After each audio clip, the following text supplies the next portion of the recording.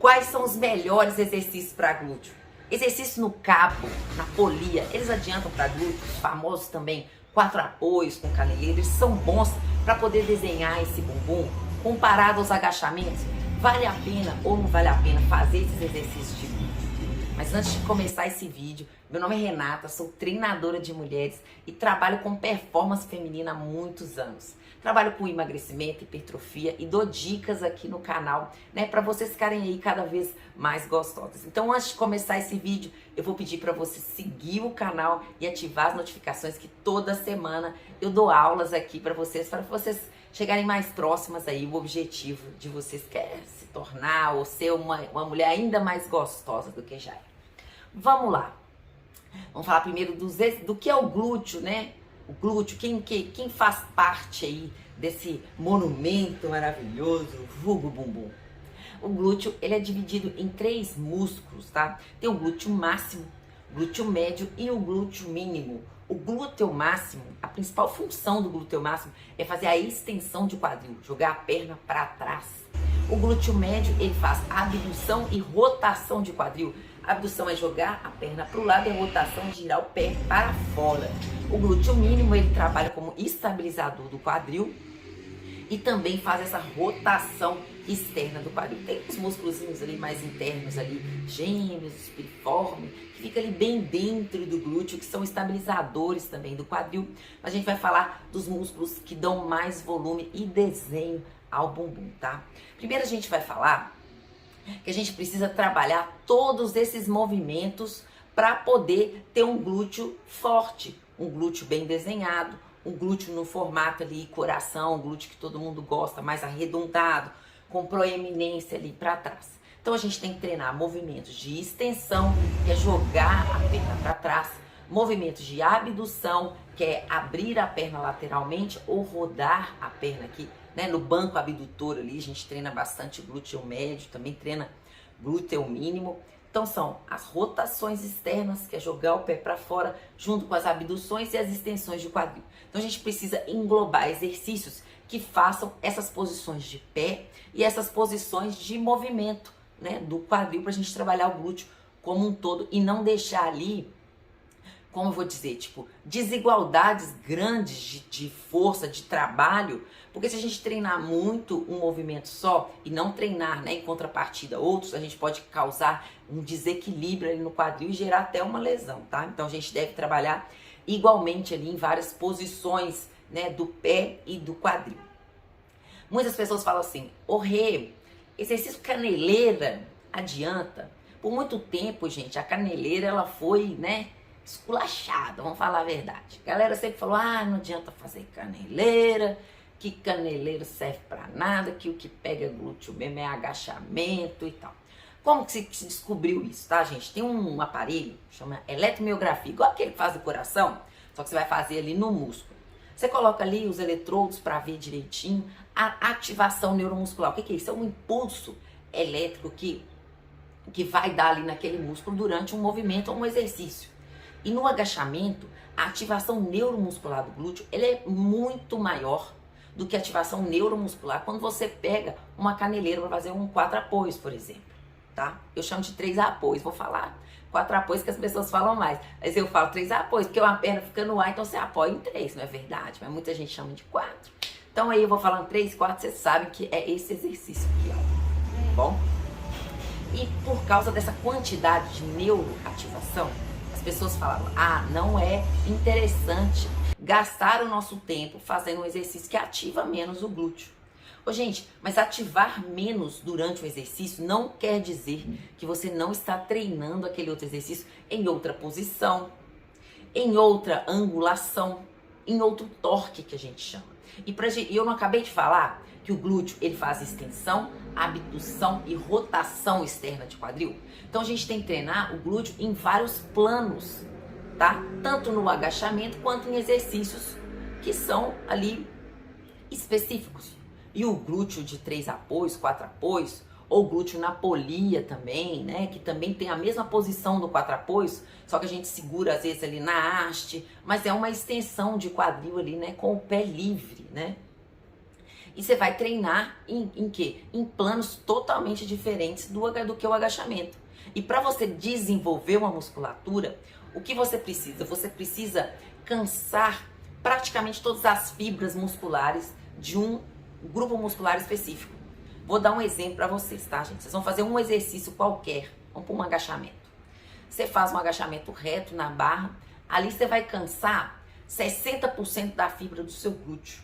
Você não vai cansar o glúteo 100% do glúteo no exercício. Por isso, a gente muda de exercícios para poder, né, alcançar nossos objetivos. Porque um exercício específico, ele não cansa 100% daquela fibra, né, da fibra como um todo. Então, ele vai cansar ali todos 60%. Então, foi lá, 4 séries de 20 repetições no agachamento na barra. Cansei ali 60%. Quando eu vou para outro exercício, né, um exercício isolado, eu vou na tentativa de trabalhar aquelas outras fibras que eu não consegui trabalhar, que não se cansaram naquela posição daquele outro exercício. Tem uma outra coisa também que a gente chama de inatividade glútea ou hiperatividade de quadríceps. O que significa isso, tá? Muitas mulheres têm a coxa muito grossa, que é o meu caso, e não tem bunda muito grande. Você pode reparar às vezes que tem meninas que têm até a perna dura, forte e não tem bunda, ou tem o bumbum flácido, o bumbum mais achatado, tem aquele quadrilzão com bunda achatada. Por que isso acontece? Porque a pessoa tem mais força na coxa comparado à força de glúteo. Não é a mesma quantidade, tá, gente? A proporção tem que ter uma proporção adequada. E às vezes aquela proporção, ao ser desadequada, deixa um músculo mais hiperativo e mais forte que outro dentro de uma cadeia, tá? Porque no agachamento, a gente trabalha uma cadeia muscular. Você trabalha todos os grupos musculares no agachamento, tá, gente? Mas vamos falar a ênfase do agachamento. A ênfase do agachamento é perna e glúteo, tá? Treina também panturrilha, treina ali, né, abdômen, core, tronco, treina tudo. Mas a ênfase é essa. Você trabalhando glúteo ou perna ao mesmo tempo, se você tiver a perna muito mais forte que o glúteo, você vai treinar só perna no agachamento. Seu bumbum, ele vai ficar hipoativo, ele vai ficar ali, ó, dormindo, porque sua perna tá roubando tudo para ela. Outra coisa que você pode fazer também para isso não acontecer tanto, é fazer a ativação glútea antes de fazer os agachamentos, que é acordar esse glúteo, ou seja, fazer exercícios isolados para o glúteo trabalhar sozinho, acordar, e na hora que você for pro agachamento, ele já está aquecido e também participar daquele movimento. Acontece demais, gente. Olha, trabalho com mulheres aí há quase 20 anos, é muito comum, às vezes você vê uma mulher agachando e na hora que ela sobe, o glúteo dela nem contrai. Ela contrai a coxa, você vê a coxa travando e na hora da subida, a bunda fica do mesmo jeito. Não dá nem aquela apertadinha, sabe? Por quê? Porque o glúteo não tá trabalhando ali. É muito comum, tá, gente? Principalmente porque por que a perna é mais forte, tá? Todos os movimentos que a gente faz no dia a dia fortalecem a perna. Andar, correr, subir escada. A gente faz mais um movimento de flexão de quadril, que é subir a perna, do que o movimento de extensão. Vocês lembram que eu falei com vocês que o glúteo máximo, ele trabalha com extensão de quadril, que é jogar a perna para trás? Então, a maioria das coisas que a gente faz é jogando a perna para cima. Então, isso vai fortalecer a parte da frente da perna. Em contrapartida, o glúteo ele fica desfavorecido. Então, é muito importante que a gente treine muito posterior de coxa e glúteo no nosso treino. Na verdade, eu gosto de dar ênfase mais em posteriores e glúteo do que em quadríceps, porque naturalmente o quadríceps já é mais forte. Então, todos os meus treinos de membro inferior, eu capricho em posteriores da coxa e glúteo, porque são músculos que são mais desfavoráveis no meu corpo, inclusive, tá? Porque eu tenho a perna maior, dei aula de spinning muitos anos, então minha perna é uma perna forte, maior, e em contrapartida minha bunda, gente, se eu não caprichar nesse treino aí, só fica o quadril, né? E achatado em cima, né? Então eu tenho que treinar bastante glúteo. Exercícios na polia, tá? Os exercícios na polia, eles têm esse torque também, né? Do cabo, você, né, coloca ali na perna, empurra para trás. É um movimento bem específico, sim, de glúteo. E trabalha em intensidades menores que no agachamento, pensando em quantidade de ativação neuromuscular. Mas é importante você fazer, porque se você não estiver ativando esse glúteo não está sendo trabalhado o suficiente no agachamento, você vai continuar com esse déficit, essa diferença aí entre a força de glúteo e a força de perna. Gente, eu jurava que tinha acabado ali a quantidade de tempo. Ai, que louca. É porque a gente filma, gente, vocês não sabem. A gente filma com o celular ao contrário, a gente não vê a gente falando. A gente só vê ali a câmerazinha piscou. Eu falei, e fechou a tela, deu o tempo que tinha que dar. Então, recapitulando. No cabo, tem aquela tração do cabo. Você vai treinar ali o glúteo de forma isolada, mas é claro que você vai gastar também muita energia nesse exercício, não só no glúteo, tá, gente? Você vai gastar energia nos estabilizadores do tronco, tá? Você tem que estar com o tronco muito estável para poder trabalhar na polia.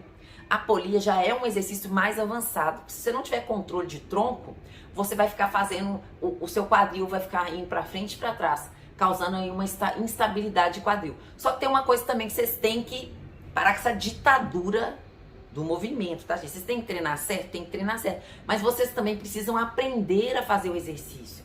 E como que você vai aprender a fazer o exercício se você não faz ele? Tem que começar ele feio, gente. E errado. E como que você vai começar ele feio? Você vai começar com baixa carga, para você aprender a executar. À medida que sua execução for ficando melhor, você vê que, né? Olha como é que você faz para entender se sua execução tá boa. Você começa a fazer o exercício e quando você sente que você está trabalhando aquele grupo muscular que você precisa, é o momento que você está começando a fazer certo. Porque às vezes você está tão preocupado em controlar ali que você não está sentindo, por exemplo, o glúteo.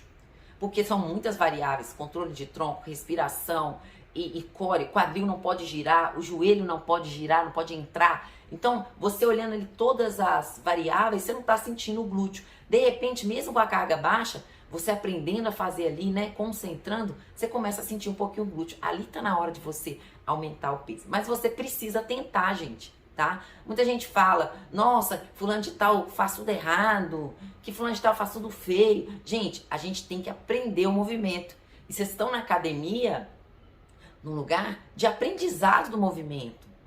Então, ao invés da gente ficar só com o olho de crítica, a gente também tem que ficar com o olho de pensar, olha, tá aprendendo. Mas é claro, gente, que no aprendizado você não coloca muita carga, porque a chance de você machucar nesse processo é grande, tá? Então, ter esse cuidado, pouca carga no aprendizado, aprendeu, sentiu mais segurança, coloca mais carga, tá bom? E esses exercícios isolados vão fazer com que você treine o glúteo, que ele canse o glúteo, né? Porque você não tá conseguindo cansar o glúteo lá no agachamento. E aí sim você vai começar a ter uma distribuição de força melhor na cadeia de membro inferior. Você vai começar a sentir tanto o glúteo quanto coxa. Hoje, antes, gente, eu confesso pra vocês, eu agachava, não sentia glúteo. Não sentia. Eu não tinha bumbum redondinho, hoje minha bunda cresceu demais. E não tem muito tempo, não. É de uns 2 anos pra cá que a minha bunda cresceu muito, porque eu comecei a realmente trabalhar o glúteo isoladamente. E aí, o que eu faço? Eu faço aquecimento, né, do glúteo antes de começar a treinar. Faço ali com aquelas bendezinhas pequenas, né, abdução lateral. Faço banco abdutor combinado com a extensão de quadril ali curtinha, com aquela faixa elástica na perna. Faço ali um caranguejo pra lá e pra cá, antes de começar o treino, né, a pancada do treino. E aí eu comecei a sentir mais glúteo no agachamento. Principalmente no agachamento sumô. Eu não sentia, gente. E olha que o sumô é um dos agachamentos que mais pega glúteo. Não sentia. Então o que eu fazia? Fazia o agachamento, ainda tinha a posição certinha. E mesmo assim, o glúteo não pegava. Depois que eu comecei a fazer esse aquecimento de glúteo, acordar o meu glúteo para treinar, aí agora eu sinto glúteo em todos os agachamentos que eu faço. Então, ou seja, eu tô conseguindo distribuir a carga, distribuir aquele peso que eu tô utilizando, tanto na minha coxa quanto no meu glúteo. Claro que quando eu vou dar ênfase, tem jeito de dar ênfase, tá, gente? Depois que você já tá sentindo os dois, tem como você trabalhar mais bumbum do que coxa no exercício de agachamento. Você vai trabalhar mais bumbum à medida que você vai jogando o quadril mais para trás. Muita gente fala assim, não, Renata, não agacha jogando a bunda para trás, não, tá errado. Não, gente. Quando você joga o quadril mais para trás, você está flexionando e estendendo mais o quadril. Isso vai fazer com que você trabalhe mais glúteo. Tá errado? Não tá errado. É uma forma de fazer o agachamento. Agora também, Depende, por exemplo, no sumô, se você ficar um pouco mais em pé, né, com menos inclinação, você também vai treinar mais glúteo na subida do agachamento sumô. Porque você tá com a perna mais aberta, na hora de fechar, você vai fechar utilizando o bumbum para fazer essa subida. Então tudo depende, né, de qual exercício você tem que fazer, de como é a sua prescrição. É muito importante você ter prescrição por causa disso. Você não ficar fazendo exercício aleatório, porque você não sabe se você tem hipoatividade do glúteo ou não. Você não sabe se você tem a perna mais forte do que o seu glúteo. Você não sabe como que você vai aquecer seu glúteo. Então tem que ter prescrição. É imprescindível que você tenha a ficha montada para você trabalhar né, no seu máximo potencial. E lembrar que você precisa a cada dia desafiar seu corpo. Aumentar as cargas, desafiar o seu corpo na aprendizagem. Então você tem que aprender também novos exercícios. E isso vai fazer com que o seu corpo cada vez se desenvolva e que você trabalhe mais aquela parte lá que você não se sente tão feliz. Então, concluindo, exercícios de 3 apoios, exercícios de polia para glúteo, são exercícios extremamente importantes. São exercícios que vão trabalhar o glúteo, principalmente de pessoas que têm a perna muito mais forte que o glúteo, para poder, né, alcançar essa boa distribuição. Outra coisa, glúteo forte protege a lombar, tá, gente? Protege tanto a lombar quanto o joelho. Você, toda vez que a aluna chega para treinar comigo, fala, eu tenho muita dor lombar, é muito provável que ela esteja com um glúteo fraco. Por quê? Porque o glúteo fraco, ele vai girar o seu quadril para frente. No que ele gira o seu quadril para frente, ele desalinha a curvatura da coluna lombar. Ele desalinhando essa curvatura, deixando ela mais reta, você vai ter mais impacto articular ali e vai ter mais dor ali na região lombar. Então, quando você treina glúteo, que o seu quadril ele encaixa na posição correta, né, ele vira, empina o bumbum, a sua lombar, ela cria aquela curvatura e a curvatura adequada faz com que você não tenha dor. Outra coisa, quando você retifica, né, a lordose lombar ali por um glúteo fraco, você começa a jogar impacto pro seu joelho.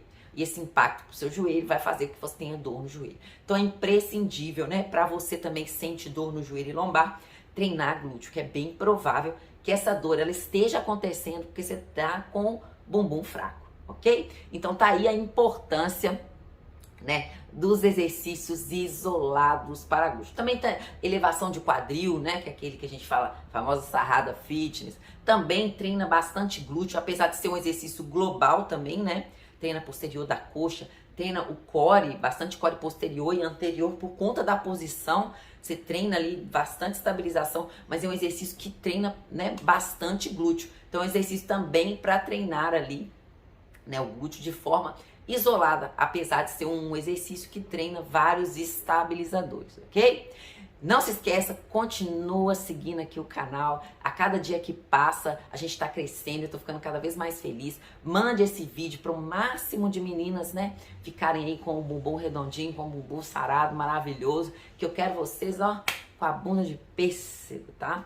Não se esquece, se inscreve no canal, me segue lá no Instagram, no TikTok, Retreinadora. Espero vocês. Até o próximo vídeo.